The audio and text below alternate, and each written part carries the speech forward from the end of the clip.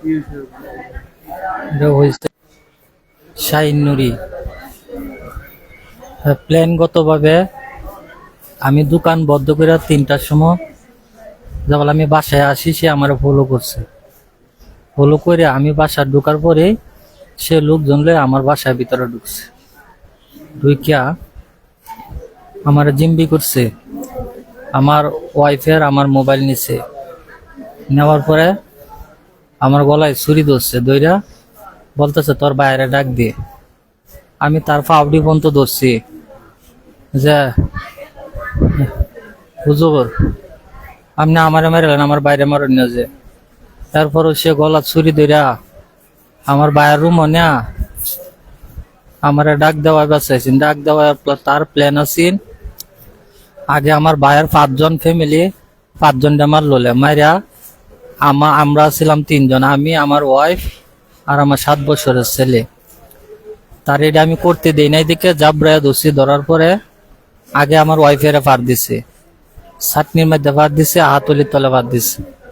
দেওয়ার পরে প্রথম আঘাত করছে ছুরি দিয়ে আমার মাথাত পিছলাই গেছে। যাওয়ার পরে আমার চাটনির মধ্যে ফারাইছে।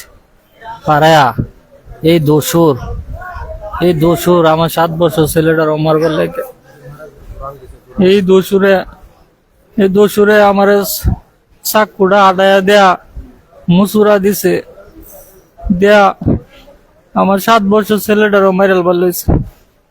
ছেলেটা দৌড় দেয়া বাচ্চে। আমি সুরেশ্বর দরবারে অন্য যারা ফির সাহেব আছে সবার কাছে আমি এটা বিচার চাই, ইয়ার যাতে কঠিন বিচার হয়, ইয়ার যাতে এই বন্ড ফিরালি যাতে না করতারে আমি দেশবাসীর কাছে বিচার চাই। আর ইয়া হইল পেশাদার খুনি, ইয়ারে সঠিকভাবে তথ্য লইলে ইয়া অনেক আগে আর অনেক খুন করছে। ইয়া যে প্ল্যান করে আইছে, একটা খুনি ছাড়া কোনো সময় প্ল্যান করে আইতে পারে না। আমি পুরা দেশবাসীর কাছে বিচার চাই, আরে যে অবস্থায় পাইবেন সবাই আরে দৈরে আইনের আওতায় দিবেন। এরা জালেম, পেশাদার খুনি, কোনো সময় হিসাব হইতে পারে না। যা চাইছেন আমাদের ফুল ফ্যামিলি রাত্রে মাইরা থয়ে যায় বোগা, মাইরা সকালে আসে নিজে জানাজার পড়বো। তার এরকম একটা প্ল্যান আছেন। ওই দিনকার রাত্রে আছেন বৃষ্টি নীরব, এই প্ল্যান করে সে আইছে।